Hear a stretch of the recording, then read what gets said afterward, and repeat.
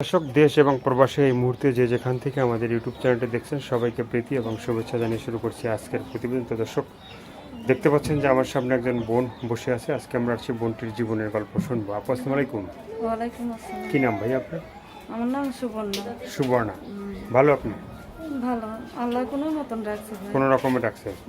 বেশি ভালো নাই কেন ভাই রে, বেশি ভালো নাই কিসের জন্য ভাই? একটা মানুষ প্রতিবেদনের সামনে আসে কিসের জন্য? হুম অনেকটা খারাপ অবস্থা নিয়ে মনে করো প্রতিবেদন করতে আসে। হুম এর জন্য আইসি ভাই। মাটা অসুস্থ, সেই গেলার আম্মুটা মনে করো ছোট একটা বোন আছে, বাবা একটা বিয়ে করছে বুঝলা, আমরা চলে এসে পড়ছি ভাই, ভাড়া থাকি। ছোট বোনটা মাটারে নিয়ে মানুষের বাসায় সেলাই মেশিন এর কাজ করি ভাই। দুই একটা টাকা যা দেয় ভাই, ওই কোনো মতন মনে করো সংসারটা চলে। তার জন্য আইসি ভাই। ঠিক মতন বাসা ভাড়া দিতে পারি না, ঠিক মতন খাইতে পারি না ভাই, এর জন্য আইসি।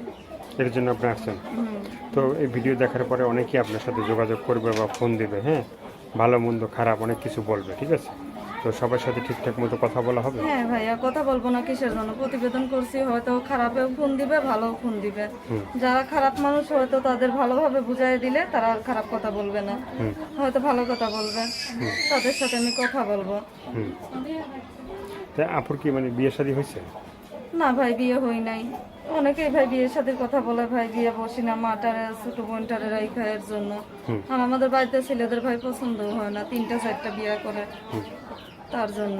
3টা 4টা বিয়ে করে? তো এই জন্য আপনি মানে বিয়ে শাদী বসার ইচ্ছা নাই? না ভাই, বিয়ে বসার ইচ্ছা থাকবে না কিসের জন্য? অবশ্যই ইচ্ছা আছে, যদি একটা ভালো মনের মানুষ পাই, প্রতিবেদন করছে তার জন্য। যদি একটা ভালো মনের মানুষ পাই, অবশ্যই তার কাছে বিয়ে বসবো। মানে ভালো মনের মানুষ পেলে আপনি বিয়ে বসার ইচ্ছা আছে? তো সেজন্য যদি আপনাকে খুঁজে বা আপনার সাথে যোগাযোগ করতে চায়, হ্যাঁ, তাদের সাথে বলবেন। তো আর কি বলার আছে আপনার?